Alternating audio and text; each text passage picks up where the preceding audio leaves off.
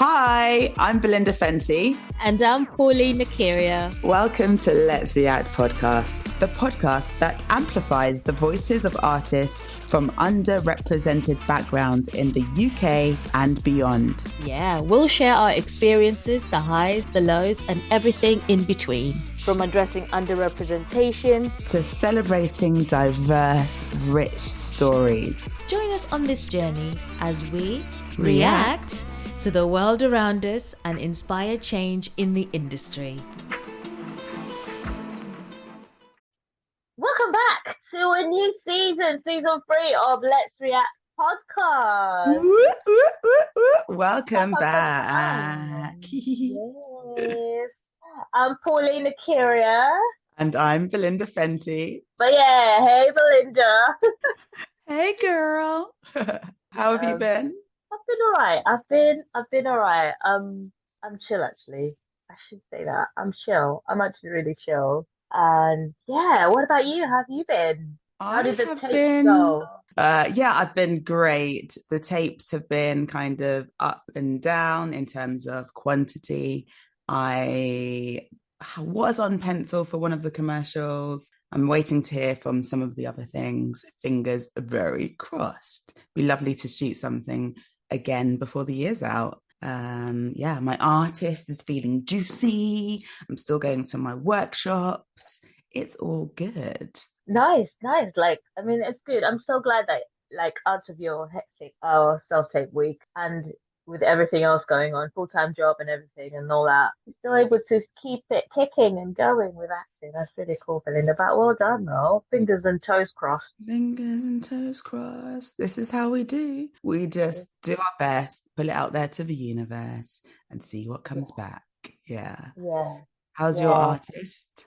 My artist is in, I wouldn't say it's a state of turmoil. I would say in a kind of like reset. So I've done some videos I've already posted, and it's just now like thinking about how, because I'm really curious about myself as a person, and I realized, like, when I said last time how when there's an intense situation, I always just go to humor, or I'd like divert that energy I'm feeling to try and make it more yay kind of vibes. And so I realized that when I'm writing all these bits for like the character, like, or the different things that I want to do, I'm using that as an escape to not focus on me as a person, as an artist, as a creative. So I just decided to just reset, and I had to sit down, do that thing where you sit down and think about, okay, what do you really want to do with your life, right? And I did that. And it really helped me process everything I'm going through, because my mind is always going at 100 miles per hour. Like, ideas come up, I do a story, that. So I decided to just reset and start from, like, not at the beginning, but start from a place where I'm like, okay, this is what you want to do. So now let's develop that and focus on this. So I'm now doing videos that document my journey as a creative. But I'll still kind of, every now and then I'll do a video for social media, for Instagram, but I will be doing like a daily videos. Yeah. I'm going to be posting on YouTube, by the way, the videos, just YouTube. I think I just want to keep it simple. So, Pauline, great idea to do a bit of Shakespeare this week. I'm excited. And the last Shakespeare play, I'm actually lying. I was going to say the last Shakespeare play I saw was Othello, but that's a complete lie. It was As You Like It. So, however, I thought, which play moved me relatively recently, which Shakespeare play? And I thought, Othello. It was fantastic. I saw it at the National and I felt like I could follow it all, and almost as though they were speaking modern English. Like, I wasn't confused about anything. And I think a lot of that is probably the clarity of the acting and of the direction as well. Okay. Because sometimes with Shakespeare, it can be a bit tricky when you don't have a background of the play, or, to follow the language sometimes. But in this case, it was like, shh, Yeah. And obviously Yeah. it's an interesting story. It's sort of relevant to our podcast as well, but that's actually just a coincidence. Yeah. And yeah, what do you think about Othello? It was one of those plays that I got exposed to when I was at Tara Arts, in the sense that because we were looking at Shakespeare plays and then like adapting them to like a South Asian twist to it. That's what Jatinda Varma did, and so we got to do that for the young people's company, and that was cool. Yeah. Yeah, so that's how I got exposed to Shakespeare. I mean, in terms of like Othello, the play Yeah. itself. How did you adapt it? Like, was it in the modern world then? Like, what was its unique? Swing of it, yeah. Yeah, you know what I mean. Yeah. The director, Phyllis Oscan, who is a good friend of mine, she set it on like a chessboard. Ooh. And because it was like an abridged version of Shakespeare, obviously, you got young people who are like, who's Othello? What's that about? And that's how young people talk, obviously. Yeah. yeah, exactly. Kids. As an actor, I've studied these things, yeah. No offense to any young people who do not talk like that. And but what is young people as well? It's just so subjective. Kids. Yeah, yeah, kids. But no, it wasn't like even actually kids. It was people between the ages of 18 to 25, basically. Okay. And so it was just getting them, especially from the community, because I think they had a few 16, 17-year-olds as well from the school. But yeah, it was just to get them to understand Shakespeare. Because I think what they did was they did like 12th Night first.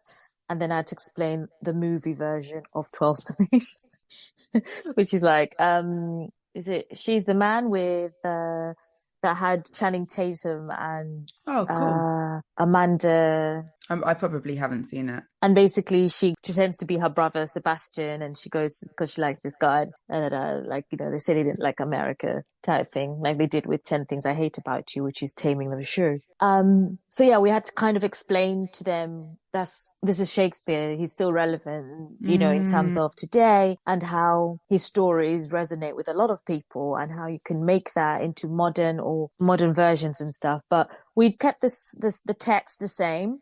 Okay. But yeah, it was set on a chessboard, and the characters move like when they're speaking, when they're doing stuff. It was really actually pretty cool. I remember we painted the floor. Wow, like so cool. But we're not like playing chess. Yeah. But the idea of it, of how it's a game. It's a game, especially. I love it. So every character has a goal that they want to get to. They want to score, they want to do something. So she was like trying to, but they have to be smart about the way they do it, the way they speak to other people. You have to think ahead, especially Iago. And she split Iago into two personalities. So she had two actors playing Iago, and they were basically, like, yeah, one would be the lovely, oh yes, this is me, oh yeah, yes. And then the other one was like the dark side, or the sides to the audience, yeah, Yeah. And sometimes you'd mix it up, like when the thoughts are going on, when reading a scene, and you're like, yeah, and when he goes, oh, and this and this, and yeah, and this and this, and so you just see it was really cool the way she did it. That sounds awesome. Yeah, so yeah, that's when I got exposed to Othello, and I actually enjoyed it. Yeah. And it's amazingly relevant, like you say. A lot of the plays are now like American films that you wouldn't necessarily know are based on Shakespeare. But yeah, watching Othello and reading it in the past as well, it's just crazy how the same themes come up today, and how a black man, or in a society where that is seen as like inferior, works their way up and struggles against the system and all the discrimination that they face. So it's incredible that Shakespeare wrote this play, and I don't know whether to be impressed or disappointed that nothing has changed. The same prejudices and Yeah, things like yeah. that is more or less going on, but it seems like they've added an extra layer on top of that. Like, no, we're not, but Yeah, that yeah. kind of thing. Yeah, it's true. It's hard to tell how you would feel about it.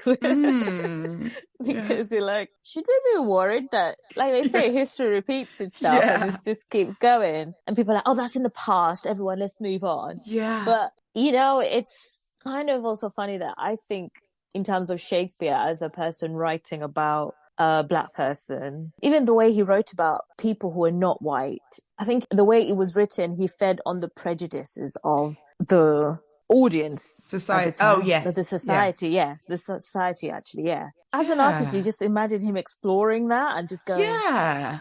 And I love it because he's not painted the character in a derogatory sort of way, Othello has power. He's like, okay, yeah, this is what his peers are saying about him, but I've given him power in this story.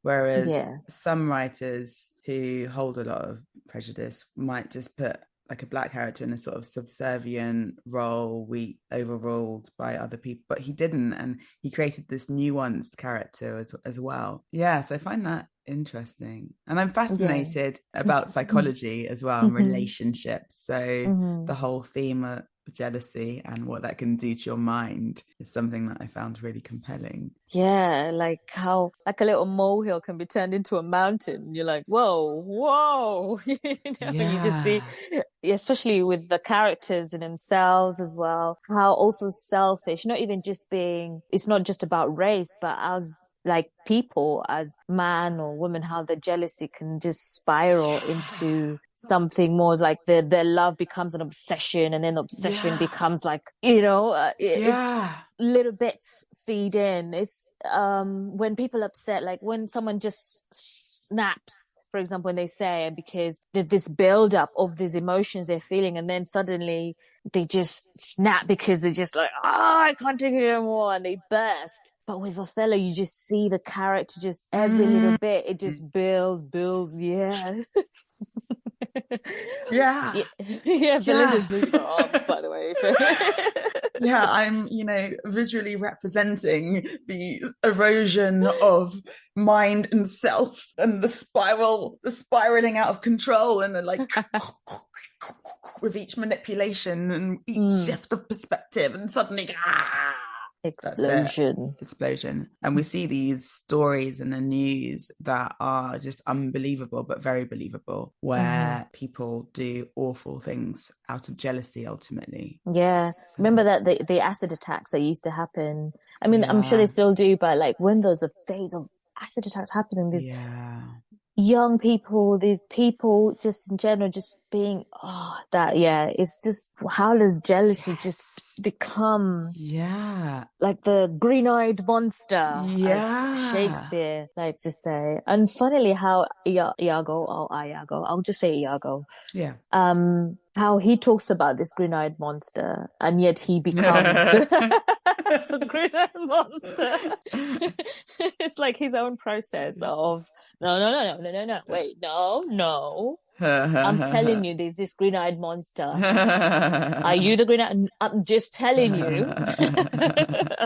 So clever. Yeah, it is. But we have to, shout out to Shakespeare, man. William Shakespeare. Shout out to Billy Boy. Yeah. Willie. Oh, no, man. No, don't do that for me. But what we wanted to do today as well with Belinda is we want to do a scene at an unrehearsed. I'm going to stress this again. It is an unrehearsed reading of a scene from Othello by William Shakespeare. And it is from Act 3, Scene 3. Yeah, so Belinda, who are you going to be? Iago. Or did you want to do Iago? No, sorry. I got there first. Oh, we could do we could do it both ways if you want. Yeah, we could.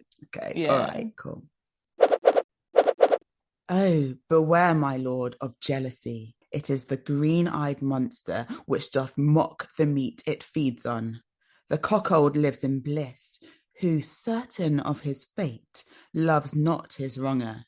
But oh, what damned minutes tell he o'er who dotes, yet doubts, suspects, yet strongly loves. Oh, misery!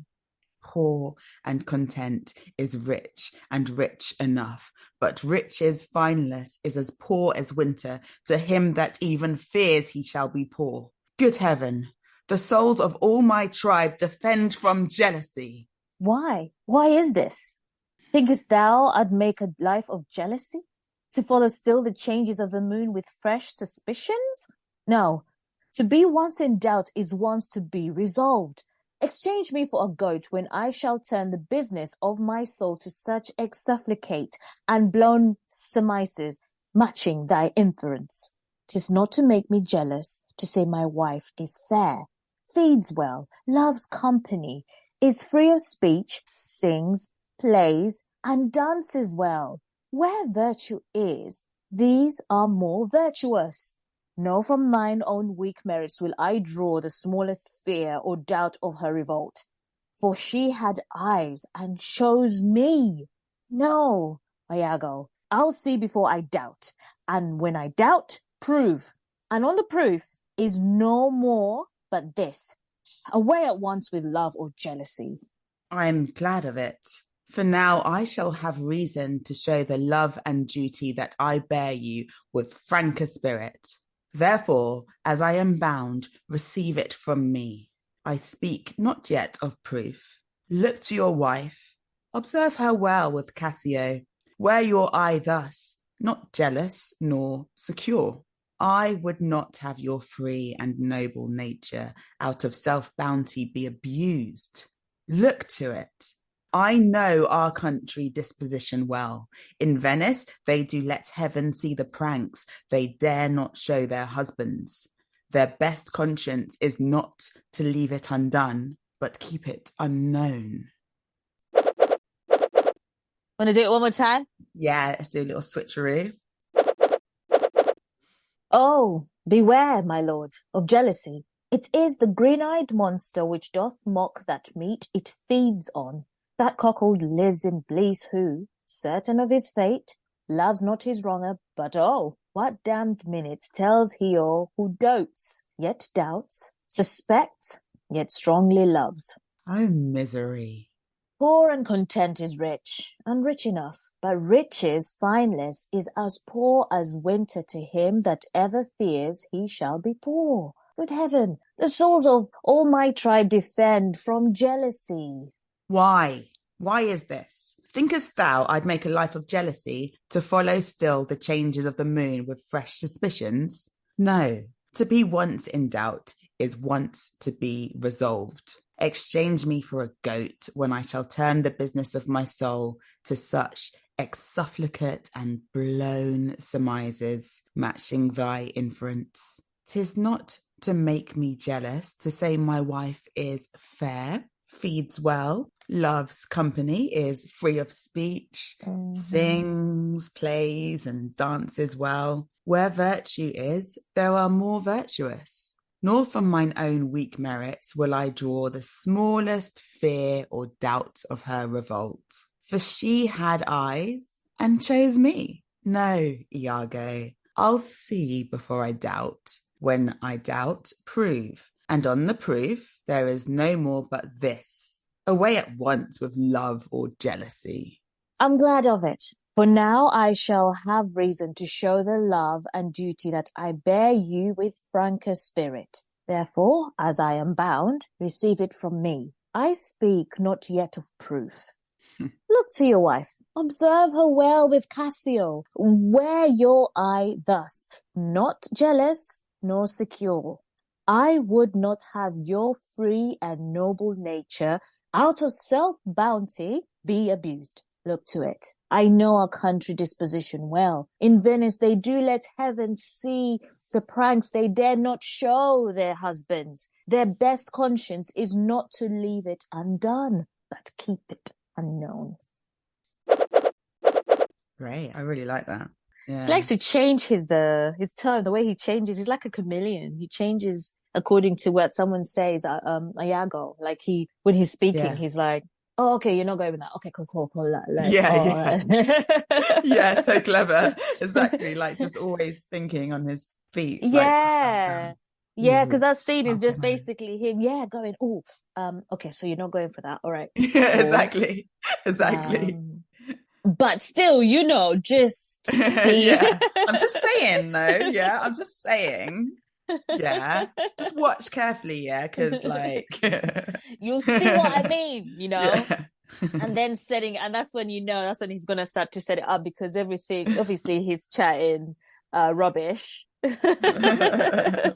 But so he then then plays it out, just makes him see what he's not meant to be seeing, and just not even like twists, but just has a version of his own that fits his narrative. Yeah. To his, for what he wants out of it. It's And terrifying. yeah. It really is.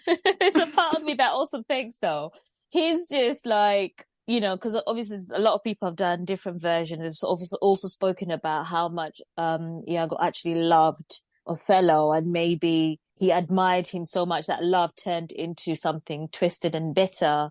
Yeah. And so he felt like Desdemona did not deserve him. Mm-hmm. And he felt like probably like Desdemona was just, she's just some rich guys who's like, oh, fellow, but he's my daughter, marry her because, like, then it also makes you think how Desdemona, like, as a woman is seen like a commodity, like a gift.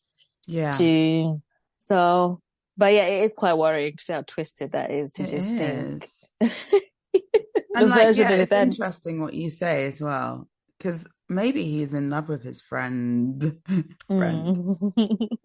Because yeah, like, if he's the jealous one, in fact, then, that gives you a good impetus to make someone else jealous, to make the object of your attention jealous, to screw with their mind. Othello is doting on her, right? And like, so it's like, hey, what about me? Maybe. Or maybe, they used to be so close and they used to be chill. Like they were like, even if they were not like, maybe not in love with him, but like that, there's also that brotherly love, like, when you're so close and when they always say, bros before hoes. Yeah. But, that kind of thing, it's that thing where they're close, they've been in the army together, they're working, he's working under him, and then he's given this new wife who seems to be taking all his attention. Yeah. He won't be quiet or shut up about her. Yeah. Every time they're just chatting, and he's like, oh, for crying out loud, like, okay, I get it. Yeah. And so he just wants to tell, like, all right, I'll show you. She's actually just like any other woman. Like, I'll tell you about my wife, have you met my wife? That woman? So I feel like that's his kind of, his process. He's just, he misses his bro, man.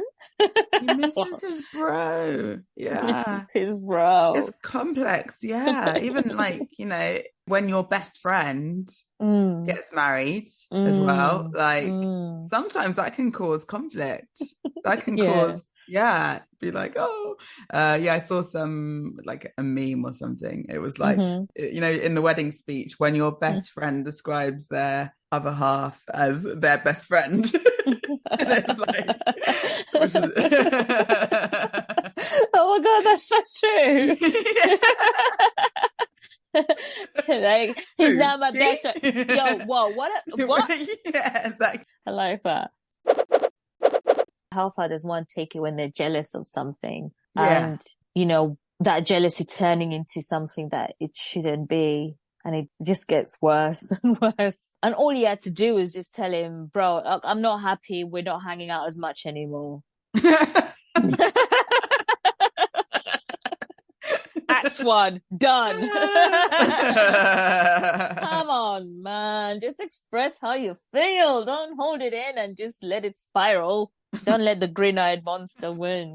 Hulk managed to control his green-eyed monster. I so want to ask you about any experiences that you might have had involving jealousy. I mean, to be honest, though, as well, just thinking about jealousy as a thing. I mean, unless you have a story, but I don't know. I think for me, as as a person, I think I've never really thought about it. And it's so funny that the other day, someone said to me, "Oh, you're always so happy. You're always so happy-go-lucky. Your energy, you're always just like, wow, God, you're just ready for life and stuff." And, she's not the first person who said that to me. Like, when we talked about when you're on set and everyone's energy is just going down and everyone's just like, oh my God, when is this day done? But you're like, so let's do this, let's go. And it's like, yo, we've been here for like 8 hours. You're still going. But I think it's just my personality. I've never really felt like I needed to go that far. I have been jealous when someone has gotten something else, but that jealousy is more of that moment of something happening. And I'm like, oh man, I'm so gel, but I'm so happy for you too, but but I express how I'm feeling. I never hold it in. But even just as emotions, when something's happening, if I'm not happy about something, depending on how I'm feeling and I don't want to say, I'll just record something in that moment of how I'm really angry and upset. And then when I've calmed down, I'll tell the person, I'll say, I wasn't happy about that. Wow, you record it? Yeah, just so I can hear how angry I am and then tone it down. Wow, I love that idea. You just like do a little voice note on your phone or something like to express so that you get to express it. Yeah, before I used to just write it down before the phones had that option. I used to just write it down and play out this whole scene in my head of me telling this person how I'm feeling and assuming what they would say. And then I think that was kind of, my sister once said that's my kind of therapy. She said, it is way of therapy. That's incredible. I love that so much. Yeah. And then I tell them later, I'm just like, okay, look, I wasn't happy this happened, but I know, this is how I feel and this is how I felt at the moment, but this is how I feel now. So then I'm not angry when I'm talking to them. Wow. That is so cool. Yeah. What do you normally do? You're giving me ideas. You're giving me ideas.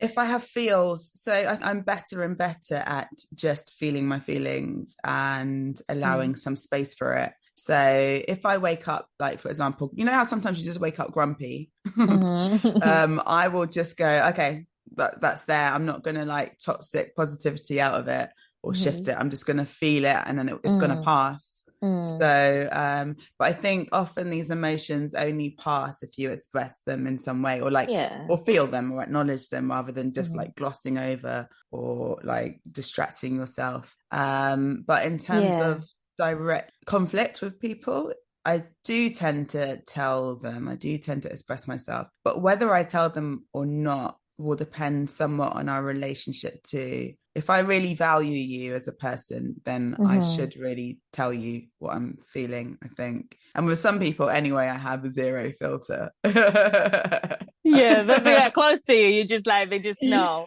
Because you also, as a person, you're comfortable around them. Yeah, that you definitely have to do when you know that person. Otherwise, they'll time be like, no, tell me, what is it? You're like, no, sorry. No, go on, tell me. Sometimes when you get those people who are like, they know you. But yeah, when you're around people, you express yourself. You just... Yeah. What usually happens when you do that? So I've been called intense quite a lot in my life. I'm not going to disagree. So I think some people will just be like, whoa. But the thing is, I'm never, because my mind is so active and analytical, I think when I express myself, it's normally very sort of true to what I'm feeling, never in a sort of like angry, shouting at you, insulting you way. It's literally just me conveying how I'm feeling, like just very directly.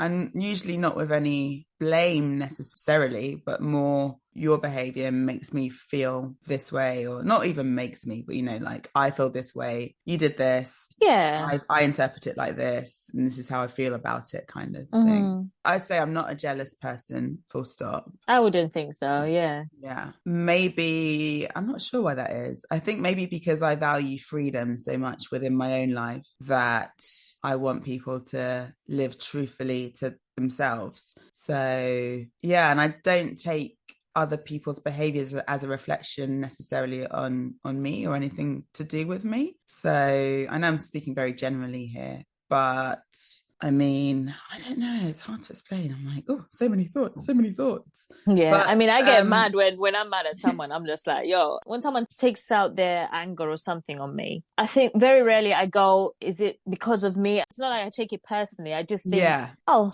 okay, right. Wow, yeah. okay. I just do that. Okay. Yeah. Do you know what? Do you know what I can't stand? But I always call people out on it. I can't stand, you kind of described it just now, like, but passive aggressive behavior from people. So when I detect that, I normally say, hey, yo, you're sounding a bit passive aggressive. Is everything all right? Or like, are you annoyed with me because like, what's this? What's this one word answer thing? Or like, what's going on? I'm not going to take this stroppiness or this passive, like, what? Yeah. Like, Yeah. hey, like, hello. Just talk to me, yeah. Yeah. It's just sometimes you just although I have been passive aggressive in the past where I'm just like, you're not worth my time. But then if it keeps eating at me and then even like writing it down or recording it doesn't help, then I know I really need to talk to that person because there's something that is not letting me let it go. Yeah. Because if I'm still feeling the same anger, the same way, just then I realize I really need to speak to that person. Otherwise it disappears into my ether of writings, and I should actually go back and listen to a lot of them. Yeah, wow. And just even find stuff I've written and see what comes out. You know how I started doing that? It would start off when I think it was my mom who used to say, just write down how you're feeling sometimes. And I realized every time I wrote to her a letter when I'd be wanting something, because, we didn't have voice notes, go, hi mom. So I wouldn't do that. I would actually, because I couldn't do that because we didn't have that back then. But I would actually sit down, get a piece of paper and write to her a letter. I'll say, hey, dear mom, this is your daughter, Pauline, your youngest. and pull out the heartstrings and say this and say that, and tell her how much she's amazing, how this and that, and then I'd sign it up and your loving, ever so loving daughter. Oh, that's so cute. And she would be like, okay, and I'd be like, yes, it worked. Oh, it's so cute. I love it. But yeah, no, so that's what I used to do. So I guess it came from that. I think doing that, it just made me realize when I express my feelings through writing, or when I express my feelings when I say something, or even the person not in the room, I kind of face that part of me, like I face that feeling, and then I'm able to address it. It's amazing. So, there's a type of therapy called constellation therapy, I believe, where you act out so this type of therapy, you literally kind of role play. So to say you're in a group and you've got something that you would love to express, say to your mum or maybe to someone who's not even around anymore, that person, your fellow like group attendee, will stand in as whoever it is that you had something to say or have something to say but can't say it to. And then the whole point is that, you express it all. And then I think, I've never done it, but I think that person then responds in the way that you should have had, like maybe in a loving way, or maybe they say they're sorry, or the thing that you didn't get from whoever you're targeting it at. So it's like you're kind of doing that. Yeah. Okay. It's incredible. Maybe I should look into therapy. I should become a therapist. And then I'll be like, hey, yo, listen, did you hear what this person said? I wouldn't do that. On the theme of jealousy, I have had a jealous boyfriend before, like a particularly jealous boyfriend who was not happy with the acting because his imagination would go crazy. So I remember filming like this scene, and it wasn't even like a particularly romantic scene, it was comedy. But the next day when I saw him, my boyfriend, he was really moody and like, doing the whole passive aggressive, one word, like literally virtually not talking to me. So I was like, what's going on? And he's just like, I'm just like imagining you and like in bed with another guy and you're acting. What? Like, and it's like, we were sat in bed. We didn't kiss. We didn't touch. Well, not that it should matter because it's my job, right? And it's acting, but his imagination had like spun out. And then luckily though, in that particular scenario, he was like, a few days later, he was like, I'm sorry. He'd spoken to his parents and they told him he was being ridiculous. But Yeah, but it would come up Thanks, quite mum a and bit. dad. Yeah, exactly. It came up quite often though. Ultimately, it was why we broke up, because it was a final jealousy scenario where I was meeting up with a friend, and a girlfriend at that, not that it should matter, who he knew, a friend he knew, and I had rushed from work to meet my friend, and in that time I hadn't like looked at my messages, and I didn't want to, when I'm with my friends, I don't want to be texting someone. So I didn't reply to a message he sent that afternoon until I'd left my mate in the evening. So say like, I don't know, 11 p.m. or something. Yeah. And I was just getting all this attitude. Oh, you're alive. Da, da, da, da, da, da. Like, and you're just like, oh my gosh, like, That feels wow. so controlling. I know. So it was just too much of that. And I remember having a party, and I've got a lot of male friends, and him just storming off and being like, they're around you like flies, and like, oh my God. Yeah, it was just like a bit. He had his own shit. He had his own again. His own shambles. Yeah. He had his own shambles he was going through. Yeah. Damn. And it was funny because I really loved him. I never would have cheated on him. But that's the thing about jealousy. You don't need any truth within what you're seeing to, especially if someone has made up their mind. mind. Suspicious. Yeah. It's like a worm. Yeah. Just starts digging and just keeps going, and then just and if someone, whatever you do, especially if you try and tell them that this is just not, it just doesn't, nothing you say is going to change their minds, which is sad and unfortunate, but it's just some people, I guess that's what Shakespeare saw in Iago. Yeah. That's the kind of person, like, no matter what happens, even when they know they're not like in the wrong, but even though when they know what they're saying or thinking or believing isn't real or true, there's a part of them that just still can't let go of that feeling, that niggling feeling. Like, when people always focus on the negative and instead of the positives, even though the positives outweigh the negatives, even like there'll be like 2 negatives and 5 positives, but they'll focus on the 2 negatives and be like, it works its way in, taking over. Yeah, you're so right.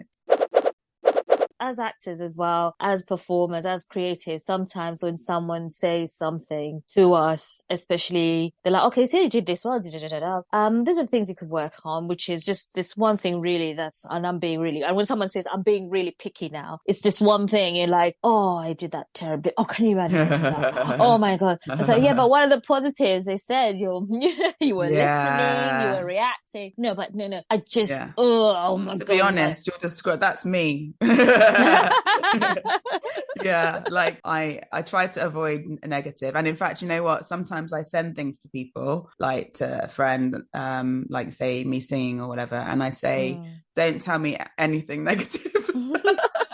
Because I know me. I know, like, if they even say one slightly negative thing, it's all I'm going to focus on. It's going to ruin my confidence. So I'm just like, I don't want to hear it.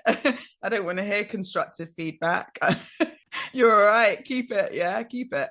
Yeah. Do you know what? Though you're saying that, when I did a audition for the Norman Beaton Fellowship, the radio audition this year, the lady, when she called back for feedback, because I didn't make it to the next round, they told us, if you want feedback, let us know. So I sent her an email. So I'd love some feedback because I still want to know, what, like you always go, oh, I need to know what I need to improve. Like, and she literally was like, look, we have to choose numbers. And it's like, this feedback I'm giving you, I'm just giving you positive feedback, because we realize negative feedback never helps anybody.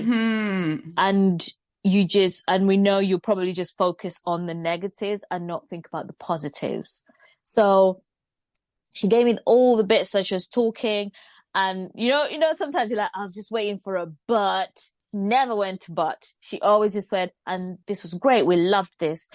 We thought this was, working. That was a different change, a different way of looking at something. And she's like, okay, then. And then I was like, oh, what would you like for me to do next time? She was like, yeah, because we'd really love for you to apply again. So what would you like me to do next time? And then she's just giving me different plays, different books to read, different shows to listen to. And that's when I asked her about, so any negative? She said, no, we just focus on the positive, Amazing. I love that. And I was like, I that wish feels everyone good. did that. Yeah. That's more nurturing for me, for sure. And even some of the things that she said, I was like, I didn't realize I did that. And I was like, oh, cool. Okay. Yeah, that's lovely. Things you don't realize you're doing naturally. And then you just do. And then like, oh, boom.